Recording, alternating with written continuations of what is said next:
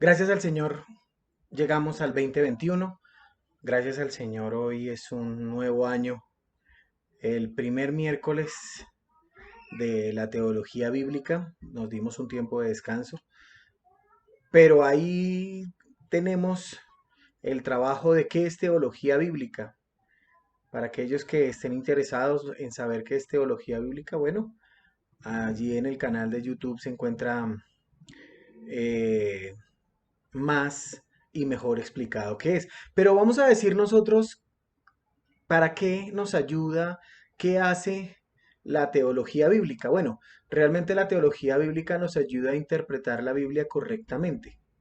La teología bíblica protege la iglesia del cristianismo falso. La teología bíblica es el motor de la exposición, o sea, de la explicación, de la declaración enfocada que apunta al evangelio, por ende al evangelismo. Nos ayuda en la consejería centrada en la Biblia. La teología bíblica es la disciplina de aprender cómo leer la Biblia como una sola historia de un autor que es maravilloso, que es soberano, que es todopoderoso, que termina, que acaba, que culmina en la persona y obra de Cristo, para que cada parte de la escritura sea entendido en una relación, en unión a Cristo y solamente Cristo. En esta noche tenemos que meditar en que debemos llegar a la cruz, porque todos los libros de la Biblia apuntan a la cruz del Calvario. Si nosotros filtramos todos los libros de la Biblia, vamos a llegar a la conclusión de que todo apunta a la cruz. Recordemos que el pecado no solo afectó la moralidad del hombre, también afectó su intelecto, su inteligencia. Por eso Pablo allí en Romanos capítulo 1 versículo 21 dice, pues aunque conocían a Dios, no le honraron como a Dios ni le dieron gracias, sino que se hicieron vanos en sus razonamientos y su necio corazón fue entenebrecido. Y como el hombre y la mujer fueron creados para tener una común unión con Dios y su razonamiento fue oscurecido, necesitan la segura, la verdadera, la infalible. Necesitamos la luz de la palabra de Dios. Damas y caballeros, nosotros tenemos en nuestro ADN un programa para operar bajo la revelación de Dios. Eclesiastés capítulo 3 versículos 10 y 11 nos enseñan que Dios ha puesto eternidad en nuestros corazones. Es por esto que a Dios le complació tener su palabra escrita, para que así todo hombre sea enseñado, corregido, entrenado en justicia y completado para toda buena obra. Eso lo dice allí en 2 Timoteo capítulo 3 versículos 17, 16 y 17. También nos enseña que la Biblia es la perfecta palabra de Dios. La Biblia es la verdadera palabra de Dios, son sus pensamientos plasmados allí. La Biblia es la correcta palabra de Dios. La Biblia es la fiel palabra de Dios. Y algo muy importante, la Biblia es la eterna palabra de Dios. Tenemos la palabra de Dios, vamos a estudiar la palabra de Dios, pero esto será un trabajo muy difícil e inentendible si el verdadero maestro no nos enseña. Juan capítulo 6 versículo 45 nos enseña que el Espíritu Santo es nuestro único maestro. Él nos permite venir en arrepentimiento y fe. Y cuando esa obra es realizada, necesitamos al Espíritu Santo para que nos ilumine y nos permita entender fielmente su palabra. Rápidamente, como hoy es prácticamente un nuevo año y nos toca hacer un recorderis, vamos a ver hoy, si el Señor lo permite, la historia de David. Hemos venido viendo, vimos el perfil de Samuel, vimos el perfil de Saúl y en esta noche consecutivamente nos corresponde ver el perfil de David. Y vamos, que es bien, bien difícil, porque sobre David hay mucho material. Pero pongamos este tiempo en las manos del que todo lo puede, porque Él es nuestro Maestro. Amado Dios y Padre Santo, te damos gracias. Padre, gracias, porque tú eres muy bueno. Hasta aquí nos has traído y es por tu misericordia, por tu bondad. Señor, gracias, porque tenemos anhelos y sueños para este 2021. Gracias, Señor, porque sabemos que ponemos todas nuestras acciones, nuestros pensamientos, nuestras actitudes, nuestras palabras, pensamientos, todo, Señor, delante tuyo para que seas tú quien controle, quien dirija, Señor, lo que queremos hacer, lo que anhelamos hacer para ti en este 2021. Señor, gracias. Gracias por aquellos que están conectados, gracias por aquellos que están ahí frente a este tu siervo. Señor, te damos gracias. Gracias por todo lo que haces y por todo lo que harás. En el nombre de Jesús. Amén. Rápidamente estamos en el libro de Samuel. Pero antes tenemos que ver que de Génesis a Samuel hemos abarcado ciertas áreas, ciertos puntos que tienen que ver única y exclusivamente con Cristo. Cuando vimos Génesis, vimos que muchos temas del Nuevo Testamento tienen sus raíces en Génesis. El protoevangelio. Jesucristo es la simiente de la mujer que destruirá el poder de Satanás. Génesis capítulo 3, versículo 15. También vimos allí en José, cuando hablamos de José, que era el plan de Dios para el bien de la humanidad y refleja que Cristo, a través del sacrificio, fue destinado para el bien de todos nosotros. Y aunque Cristo lo crucificaron, aquellos que lo hicieron por maldad, Él vive y reina por los siglos de los siglos. También vimos a Noé y su familia. Son los primeros de muchos remanentes descritos en la palabra de Dios. Y a pesar de las adversidades y las difíciles circunstancias, Dios siempre preserva para Él mismo un remanente fiel.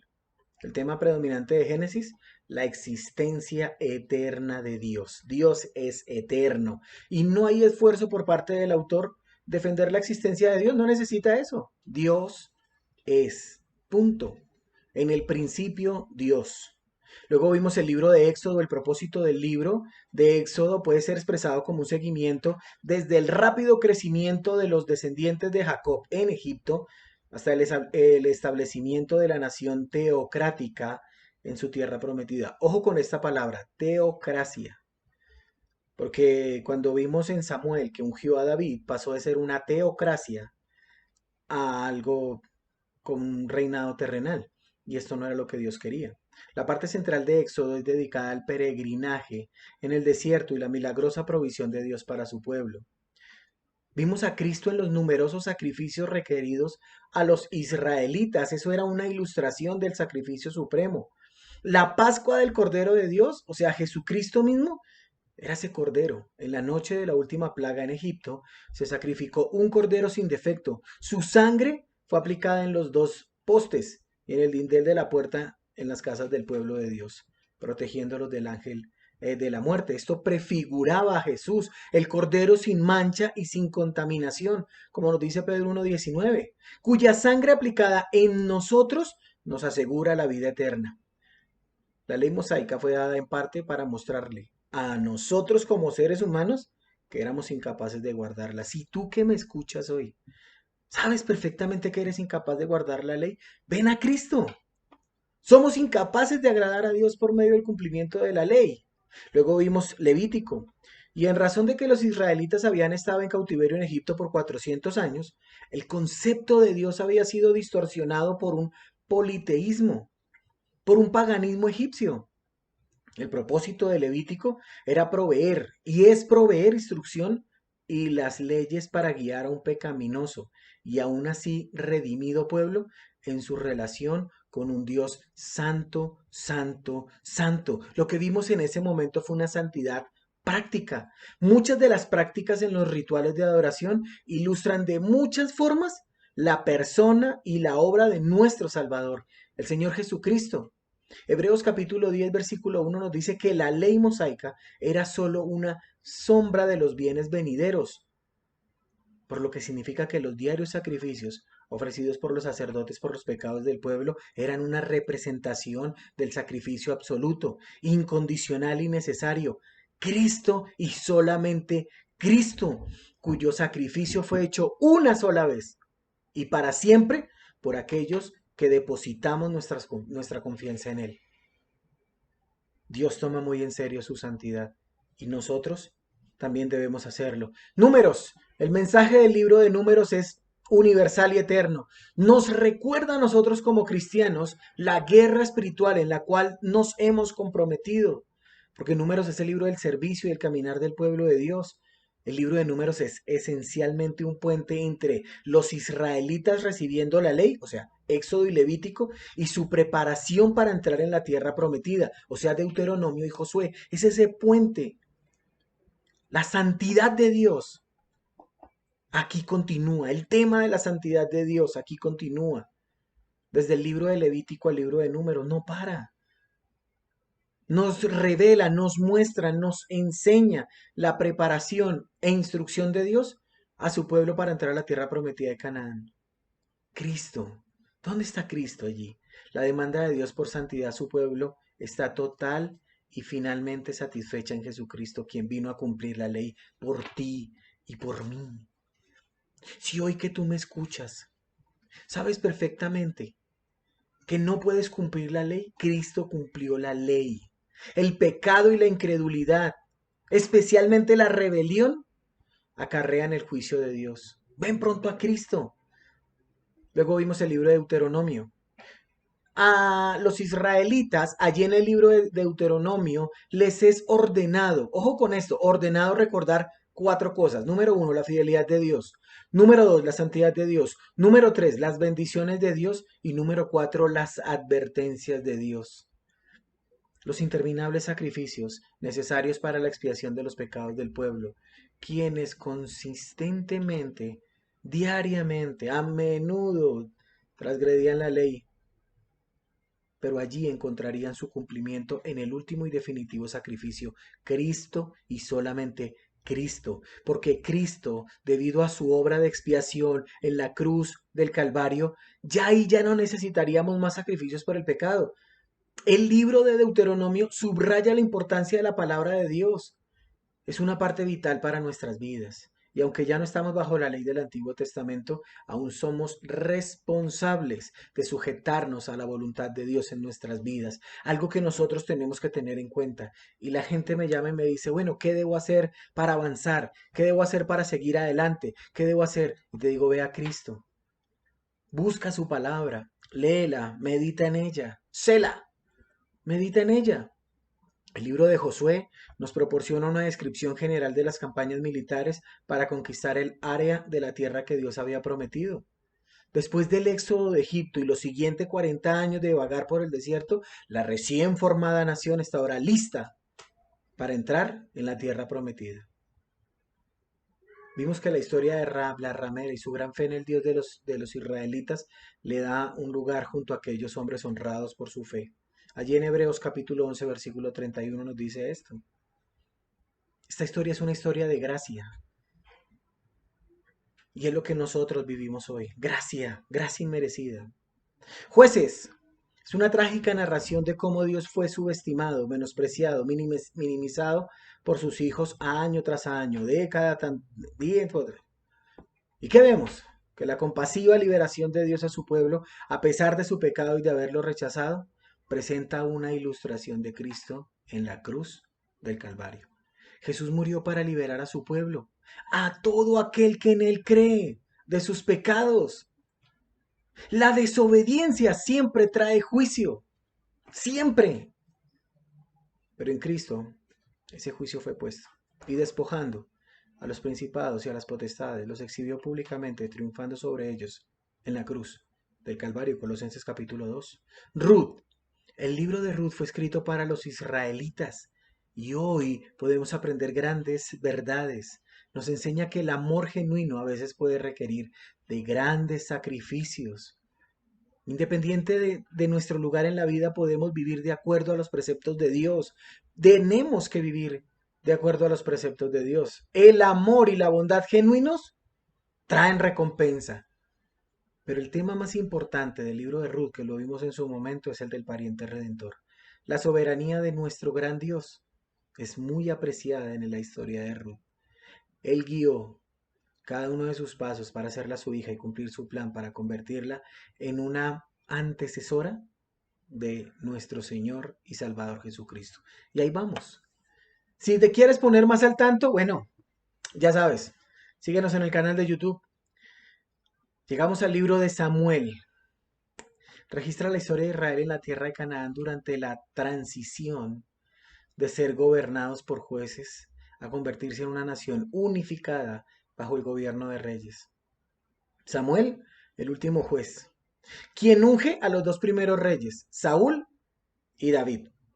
El pueblo de Israel, ojo con esto, el pueblo de Israel, queriendo ser como las otras naciones, desea un rey.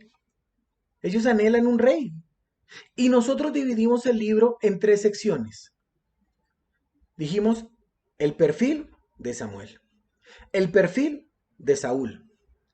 Y bueno, vimos en Saúl muchas aplicaciones prácticas sobre este hombre. Hay un libro que quiero recomendarles a ustedes que pueden leerlo. Se llama El perfil de los tres monarcas, si mal no me equivoco. Yo ya ni me acuerdo, creo que es así. Creo que es el perfil de los tres monarcas.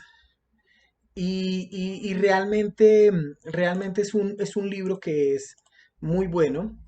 Es un libro que nos ayuda a mirar mm, desde otra perspectiva.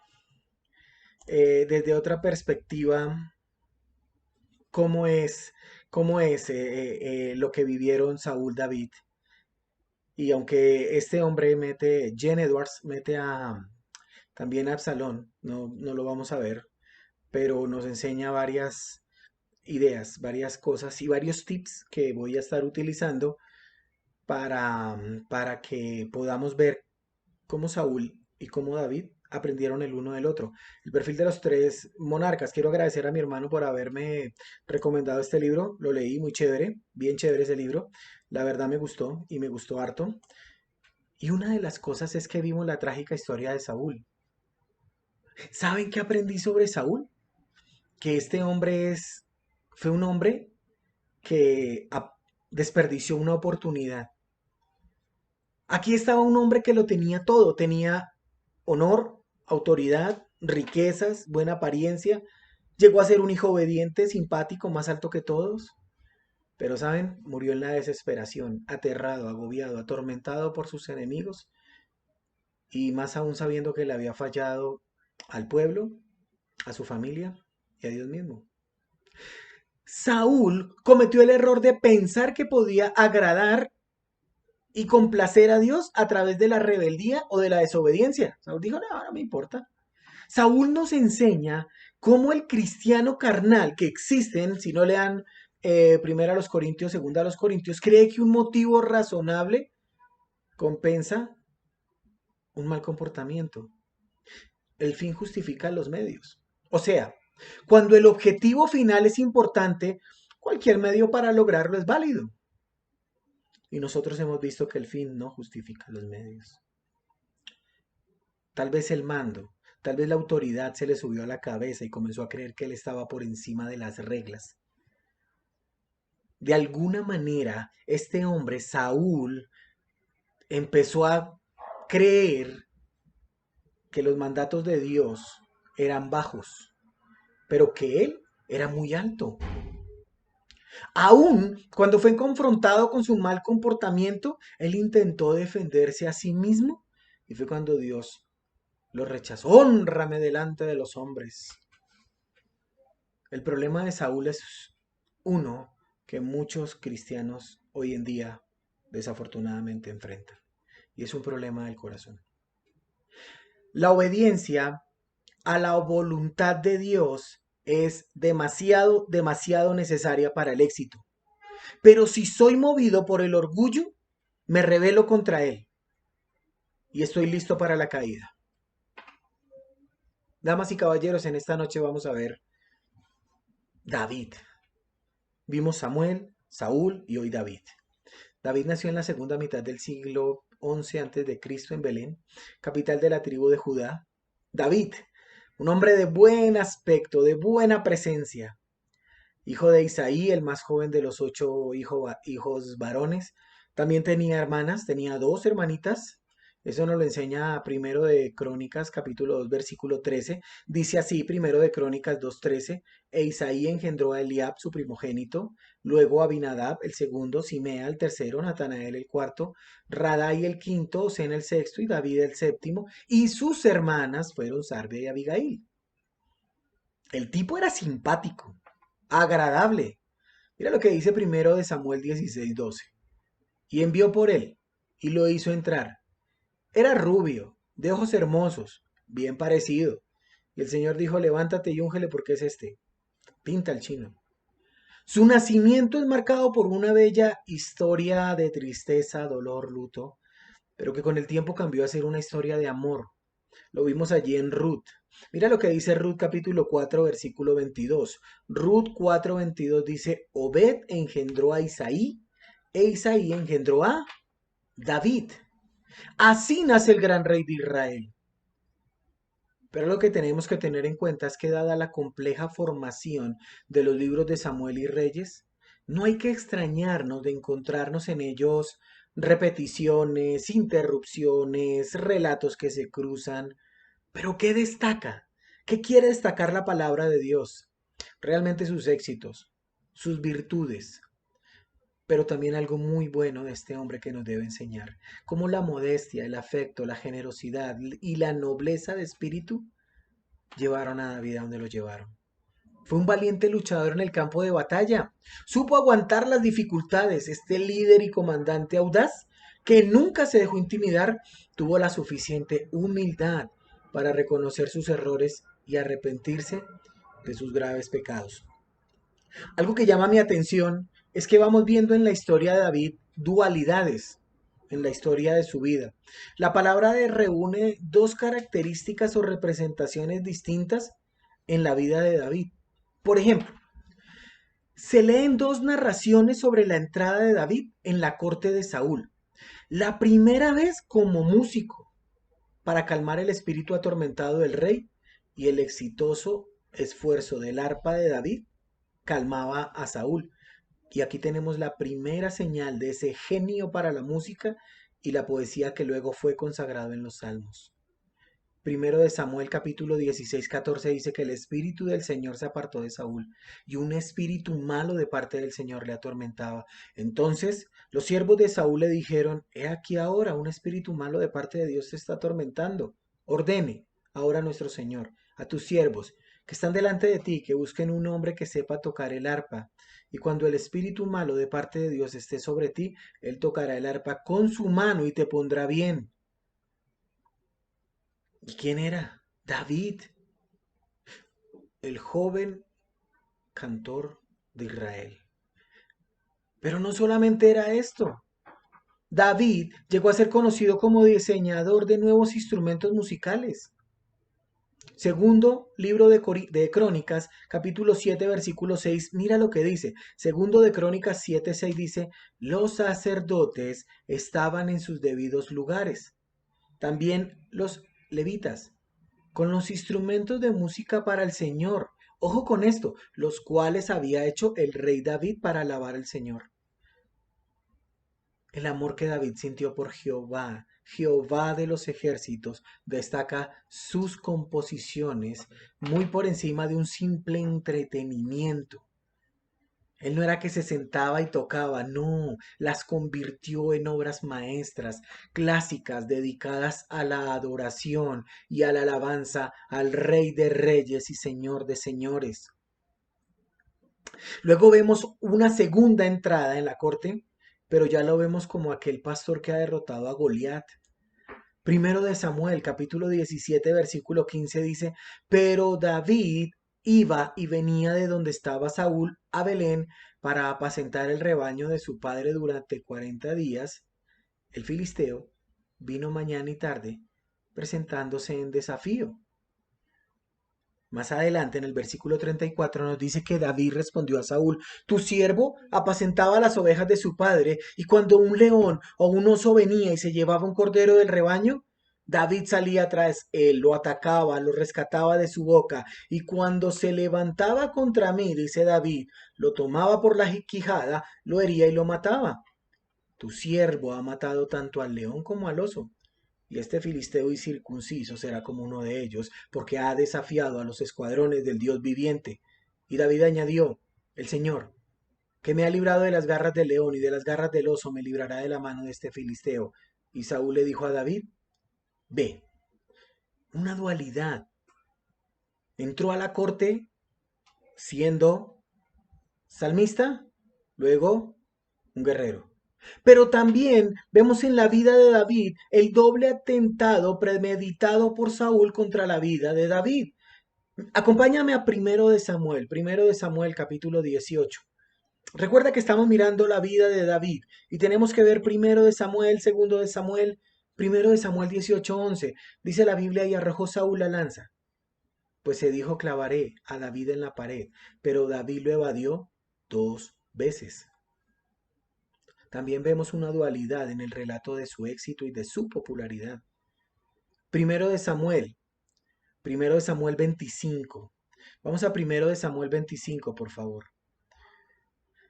Primero de Samuel 25 dice: te ruego que perdones la ofensa de tu sierva, está hablando Abigail, porque el Señor ciertamente establecerá una casa duradera para mi Señor.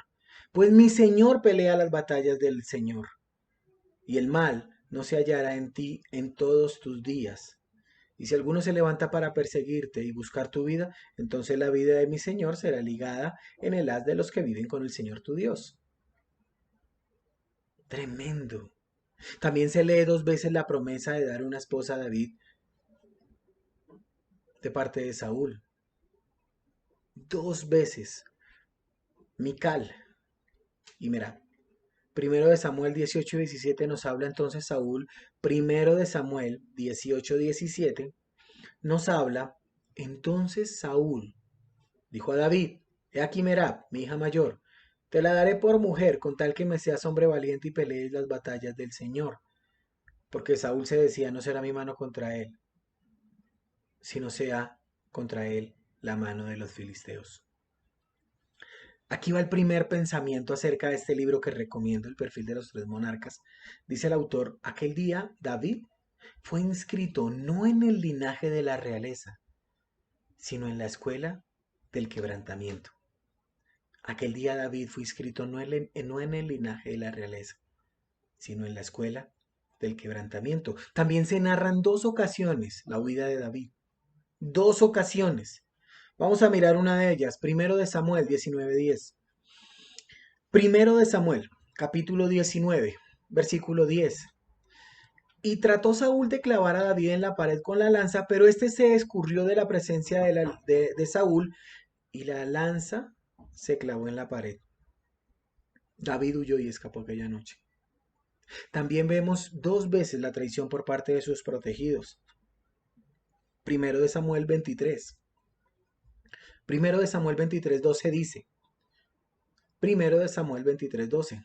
Entonces David dijo: ¿me entregarán los hombres de Keila a mí y a mis hombres en manos de Saúl? Y el Señor dijo: os entregarán. 2 veces. Os entregarán. Pero también 2 veces vemos cómo David respeta la vida de Saúl. 2 veces. Primero de Samuel, capítulo 24, versículo 3. Me encanta ese versículo. Primero de Samuel 24:3. De este versículo podríamos sacar enormes enseñanzas. Pero mira lo que dice la enorme palabra de Dios. Llegó a unos rediles de ovejas en el camino donde había una cueva, y Saúl entró en ella para hacer sus necesidades. Y David y sus hombres estaban sentados en los rincones de la cueva. Y los hombres de David le dijeron: mira, este es el día del que te había hablado el Señor. He aquí voy a entrar. He aquí voy a entregar a tu enemigo en tu mano, y harás con él como bien te parezca. Entonces David se levantó y cortó a escondidas la orilla del manto de Saúl. Aconteció después de esto que la conciencia de David le remordía porque había cortado la orilla del manto de Saúl. Tremendo. El perfil de los tres monarcas nos dice: Dios usó a Saúl para sacar al Saúl del corazón de David. Dios usó a Saúl para sacar al Saúl del corazón de David. ¿Saúl o David? ¿A quién tienes en tu corazón? Dios usó a Saúl para sacar al Saúl del corazón de David. Mientras todavía era joven, David obtuvo la afirmación de la nación y la amistad de Jonathan, hijo de Saúl. Qué bella amistad y qué tergiversado a veces es el mundo en querer enseñar algo que no es conforme a esta amistad tan hermosa. Mira lo que dice primero de Samuel 18:1. Primero de Samuel 18:1.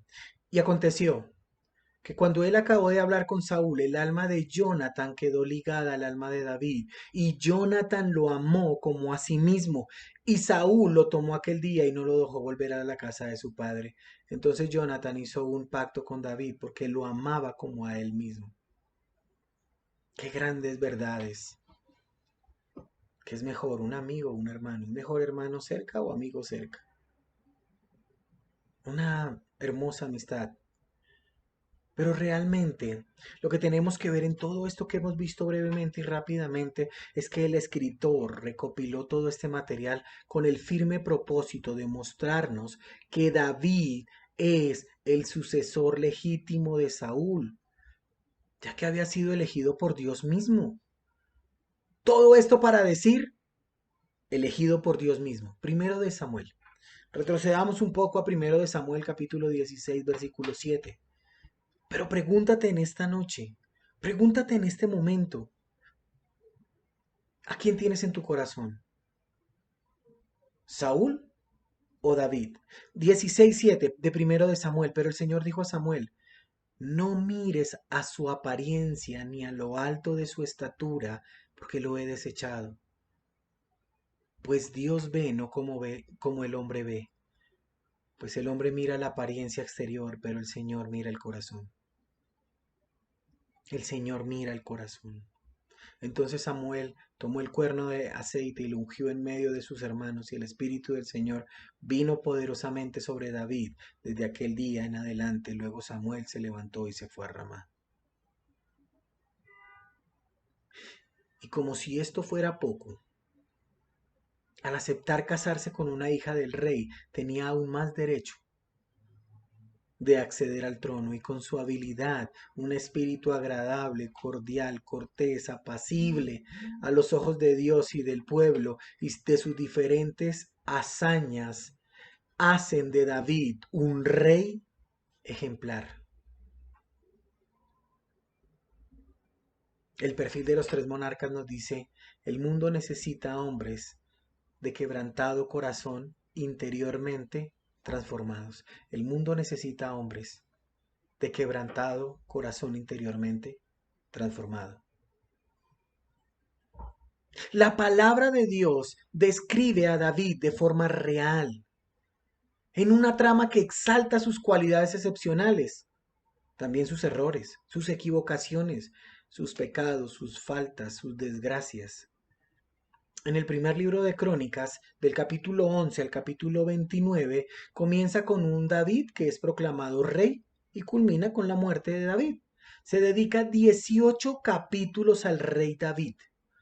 Primero de Crónicas, capítulo 11. Vamos a primero de Crónicas, por favor. Primero de Crónicas 11:1 dice así la palabra de Dios en primero de Crónicas 11:1. Entonces se congregó todo Israel en torno a David en Hebrón y dijeron, he aquí, hueso tuyo y carne tuya somos. Ya de antes, cuando Saúl era rey, eras tú el que sacabas y el que volvías a traer Israel. El Señor tu Dios te dijo, tú pastorearás a mi pueblo Israel y serás príncipe sobre mi pueblo Israel. Eso nos muestra el ascenso ya al trono. Pero siempre David estuvo ahí dentro del palacio. Y él siempre fue fiel. En una ocasión de esas tantas que Saúl quería matar a David, vemos cómo él se refugia en el Señor. Mira lo que dice primero de Samuel 19:11. Y vamos a ver cómo este hombre de Dios tomaba las adversidades, tomaba las dificultades y convertía eso en algo bueno. ¿A quién tienes en tu corazón hoy? ¿Saúl, David, David o Saúl? Porque mira lo que quería hacer Saúl. Primero de Samuel 19, solamente el versículo 11 dice así. Saúl envió mensajeros a la casa de David para vigilarle a fin de matarlo por la mañana. Pero Mical, mujer de David, le avisó diciendo, si no pones a salvo tu vida esta noche, mañana te darán muerte. ¡Qué aflicción! ¿Qué adversidad? Y de allí, de esa adversidad, nace del corazón de este siervo el Salmo capítulo 59. Vamos al Salmo 59, 1, para que nos demos cuenta que de una adversidad sale algo grandioso, maravilloso. Salmo 59, 1.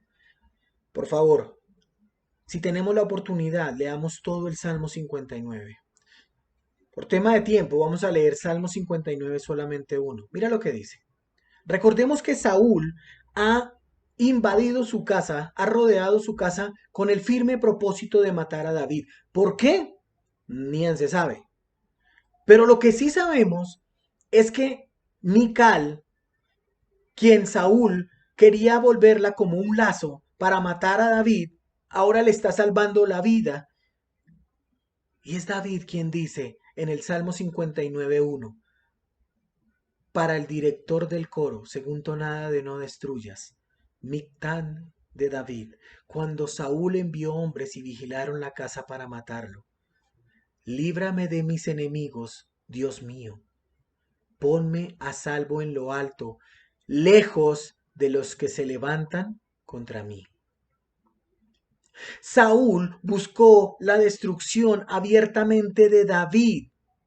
Y aunque muchas veces fue frustrado por Mical, por Jonathan, en una ocasión fue frustrado por Samuel y los profetas de Nayot.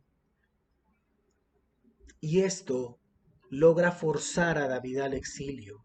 David huye a Gad. ¿Saúl o David?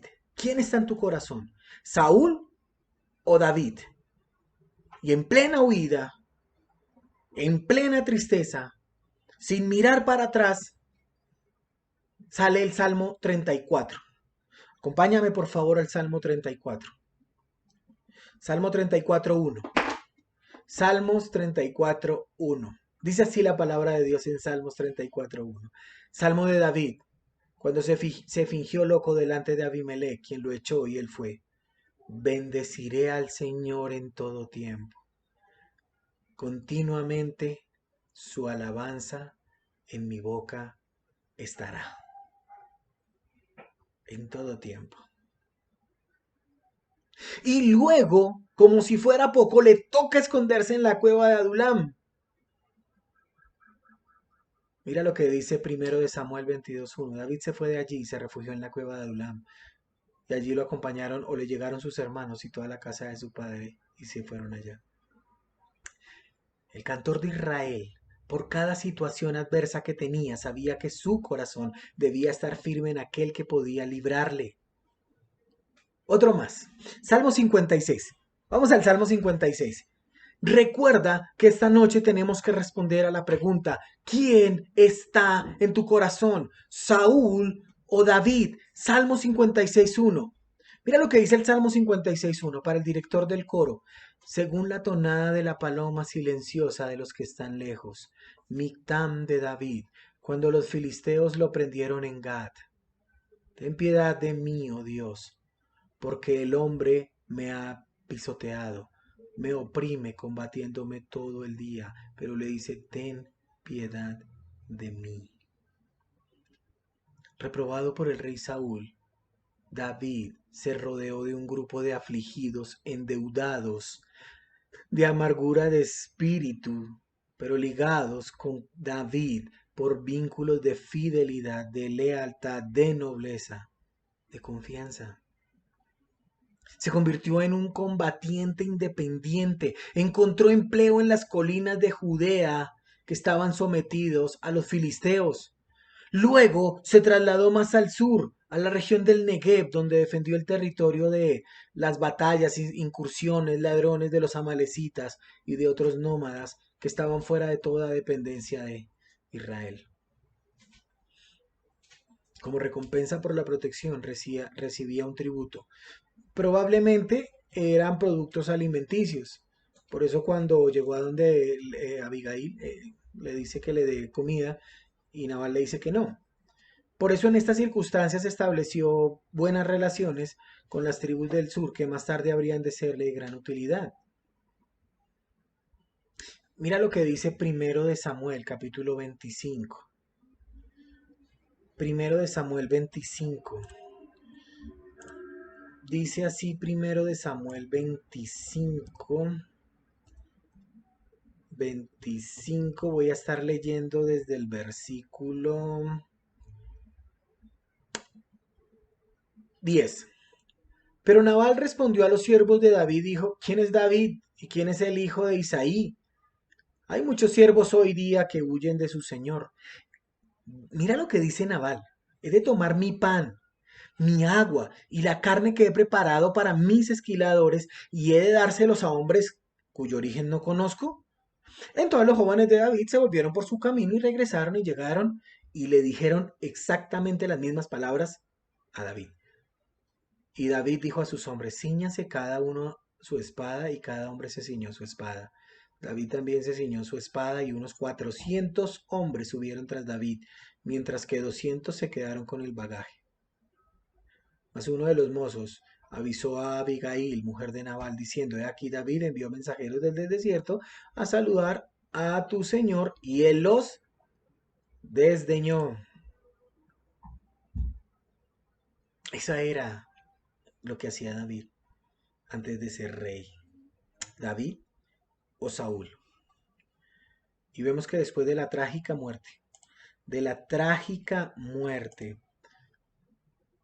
de Saúl, allí en primero de Samuel 31:8, vemos a un hombre que llora realmente, triste. Mira lo que dice primero de Samuel 31:8. Primero de Samuel 31:8 dice, y sucedió que al día siguiente, cuando vinieron los filisteos a despojar a los muertos, hallaron a Saúl y a sus 3 hijos caídos en el monte Gilboa. Le cortaron la cabeza y lo despojaron de sus armas y enviaron mensajeros por toda la tierra de los filisteos para que llevaran las buenas nuevas, ojo con esta palabra, buenas nuevas a la casa de sus ídolos y al pueblo.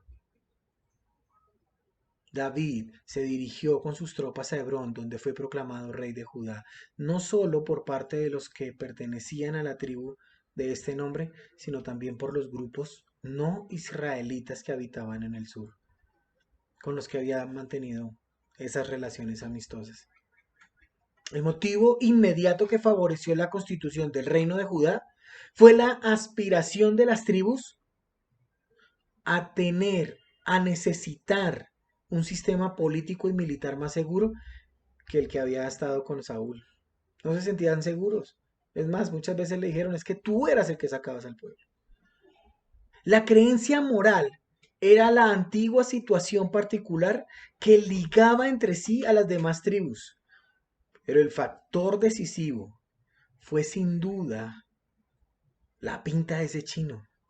Es que David era, o sea, David recogió todo lo que Dios dijo que él era. Pregunta, David o Saúl, ¿a quién tienes en tu corazón? Porque tras la muerte de Saúl, en el monte Gilboa, las fuerzas de David avanzaron tierra adentro hasta Hebrón. Y allí fue proclamado rey. Pero en Israel, Abner, comandante de las tropas de Saúl, había proclamado rey a Isbaal, hijo del difunto. Mira lo que dice segundo de Samuel 2:8.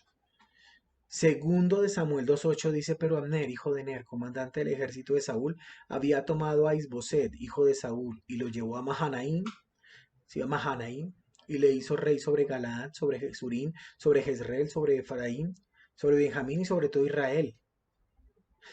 Sin embargo, la continuación de la casa de Saúl no resultaba muy simpática, muy agradable a las tribus.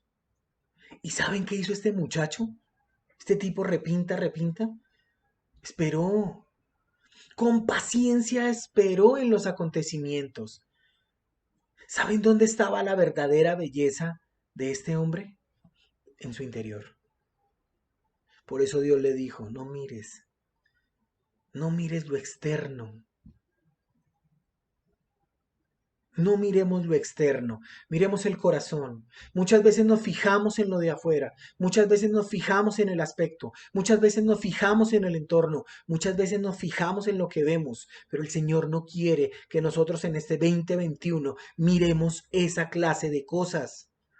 Judá e Israel Siguieron siendo dos pueblos distintos. Ojo con esto, pero unidos en la persona del rey David. Él estaba en medio y por encima de los dos reinos. Mira lo que dice este libro que de verdad lo recomiendo. Saúl, el ungido de Dios, el libertador de Israel, el hermoso, el más alto que todos. Y sin embargo se le recuerda por su insensatez. ¿Cómo quiere ser recordado? ¿Saúl o David? Porque realmente David atacó en primer lugar a los filisteos. No se sabe qué batalla libró con ellos. De todas formas, después de David, los filisteos no tuvieron ya ningún papel administrativo y su territorio quedó sometido a Israel. Además, David se apoderó de las ciudades de Canaán. Las convirtió en un estado soberano unificado. Con gran habilidad política escogió como residencia la ciudad-estado de Jerusalén. Punto de unión, enlace entre el norte y el sur del país. Y la ocupó mediante una estrategia y la convirtió en propiedad personal suya, cambiando además su nombre. Ahora la conocemos como la ciudad de David. Segundo libro de Samuel, capítulo 5. Y el rey y sus hombres fueron a Jerusalén contra los jebuseos y los habitantes de la tierra, y estos dijeron a David: no entrarás aquí, aun los ciegos y los cojos te rechazarán. Pues pensaban: David no puede entrar aquí. No obstante, David conquistó la fortaleza de Sión, es decir, la ciudad de David. David toma la ciudad y luego traslada a Jerusalén el arca de la alianza, pasando así a ser la ciudad de David el centro religioso del Centro Unido. También este hombre tuvo descanso de la guerra. Segundo de Samuel, capítulo 7, versículo 1 dice: sucedió que cuando el rey ya moraba en su casa y el Señor le había dado descanso de sus enemigos por todos lados, el rey dijo al profeta Natán: mira, yo habito en una casa de cedro, pero el arca de Dios mora en medio de cortinas. Y David propuso un templo permanente para el Señor en Jerusalén, pero se le negó este privilegio. Primero de Crónicas, capítulo 22, versículo 8 nos dice: pero vino a mí la palabra del Señor diciendo: tú has derramado sangre en abundancia y has emprendido grandes guerras. No edificarás una casa a mi nombre porque has derramado mucha sangre en la tierra delante de mí. Sin embargo, y aquí quedamos, Dios prometió establecer la dinastía a través de su Hijo, quien construiría el templo. Y lo más importante, damas y caballeros, concluyendo en la encarnación del Hijo eterno de Dios. ¿Qué es lo que queremos hacer? Estamos viendo el perfil de David, pero hay algo muy importante que no se tocó esta noche. Y es algo llamado el pacto davídico. El pacto davídico es un tema bastante impresionante. El pacto davídico es algo muy fuerte. Es una base para nosotros como creyentes. Pero realmente lo veremos, si el Señor lo permite, el próximo miércoles. La teología bíblica. Filtremos todo esto por la cruz del Calvario. Nadie puede negar que Saúl era creyente. No pueden negar eso. Pero tampoco puedo negar que Saúl era un hombre carnal. Muy carnal. Nadie puede decir que David no pecó. Pero David, un tipo que se supo arrodillar en el momento indicado.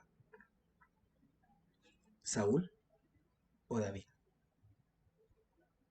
Depende de ti en este 2021. Gracias. Oremos. Padre, te damos gracias en esta noche, Señor, por todo lo que nos das, por todo lo que haces.